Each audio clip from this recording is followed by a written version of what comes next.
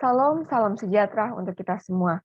Pertama-tama, marilah kita panjatkan puji dan syukur kehadirat Tuhan Yang Maha Esa, karena atas perlindungan penyertaan-Nya kita semua masih bisa menikmati nafas kehidupan hingga saat ini, dan berjumpa dalam ceramah kali ini.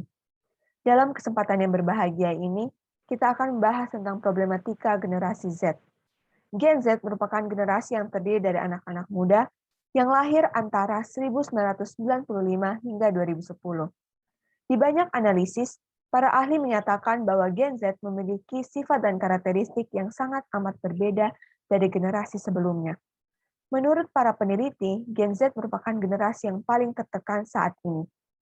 Menurut Western Governors University, hanya 45% individu Gen Z yang menyatakan kesehatan mental mereka baik atau sangat baik. Angka ini 11% lebih rendah dari generasi sebelumnya, yakni generasi milenium. Tidak heran kalau banyak sekali isu kesehatan mental yang menyerang generasi ini. Salah satunya adalah self-injury. Self-injury adalah gangguan psikologis yang menunjukkan perilaku menyakiti atau melukai diri sendiri yang dilakukan secara sengaja. Ini merupakan salah satu bentuk dari gangguan perilaku yang terkait dengan sejumlah penyakit kejiwaan. Self-injury dilakukan atas dasar melampiaskan atau mengatasi emosi berlebih yang sedang dihadapi.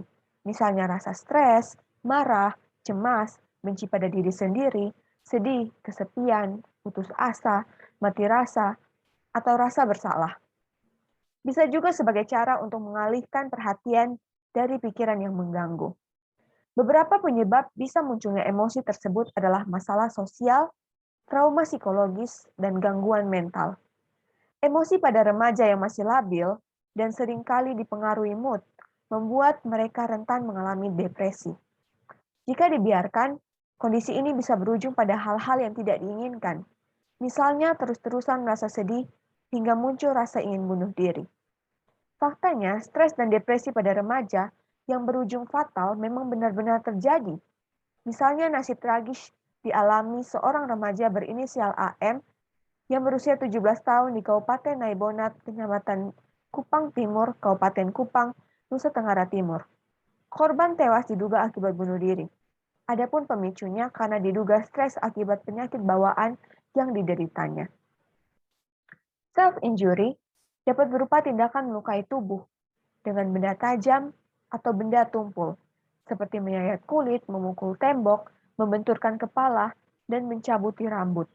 Penderita self-injury juga dapat dengan sengaja menelan sesuatu yang berbahaya, seperti cairan deterjen atau obat nyamuk, bahkan menyuntikkan racun ke dalam tubuh.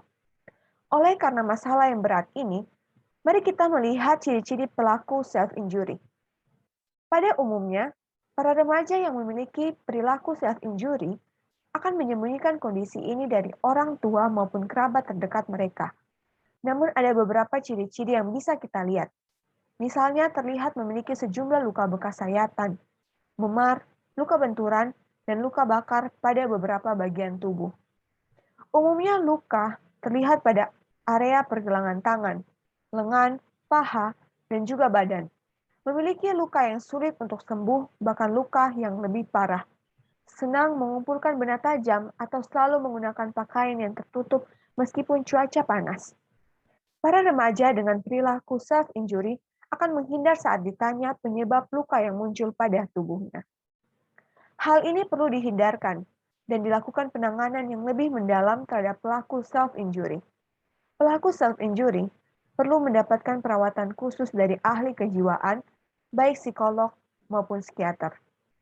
Psikolog atau psikiater akan melakukan pemeriksaan untuk mendiagnosis perilaku self-injury dan menentukan penyebabnya.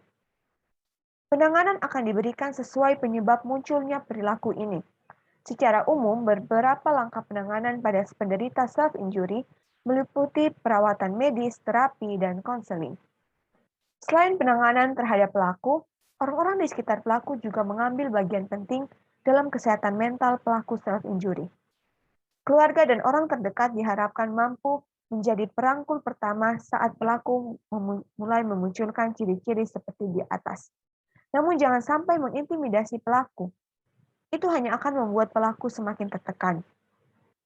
Masyarakat umum diharapkan lebih memahami kasus ini. Maka tidak banyak lagi orang yang melakukan self-injury demi melampiaskan emosi mereka. Pelaku self-injury ini berkaitan juga dengan bagaimana mengasihi diri sendiri. Banyak orang bermasalah dengan mengasihi diri sendiri mereka. Orang yang mampu mencintai dirinya sendiri mengerti bahwa ia adalah ciptaan Tuhan yang berharga, unik, dan dikasihi Tuhan. Terlebih karena Yesus telah mati di kayu salib untuk menebus dosanya. Ia tidak akan hidup sembarangan dan tidak akan menyia-nyiakan waktunya.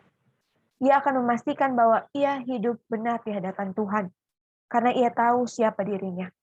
Dalam 1 Korintus 6 ayat 19 mengatakan, "Atau tidak tahukah kamu bahwa tubuhmu adalah bait Roh Kudus yang diam di dalam kamu, Roh Kudus yang kamu peroleh dari Allah, dan bahwa kamu bukan milik kamu sendiri?" Artinya bahwa tubuh kita adalah bait Allah. Maka kasihilah tubuh kita dan rawatlah sama seperti ketika Allah memberikan tubuh ini kepada kita. Oleh karena itu, self-injury merupakan penyakit mental yang sangat berbahaya. Maka marilah kita melindungi dan menyayangi orang-orang di sekitar kita untuk tidak melakukan self-injury dengan memperhatikan mereka dan mengasihi mereka sama seperti kita mengasihi diri kita sendiri. Mungkin hanya itu saja yang bisa saya sampaikan dalam ceramah kali ini. Kiranya apa yang saya sampaikan dapat berguna bagi kita semua yang mendengarnya. Sekian dan terima kasih. Shalom.